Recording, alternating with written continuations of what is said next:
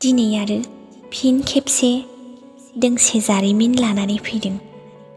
मोनसे सल'बाथा आरोबाव खोनासंहोनो फैदों। गासै जारिमिनानो आंनि नंजोबा। थारैनो जेखियानो जादोला सैथोखौनो बुङो आं। नों बुङो आंनि गोसोआ जोबोद मोजां, नाथाय बेयो नंखायसो। एसे एनै नोंनि गोरबोखौ फोसाबनानै ला।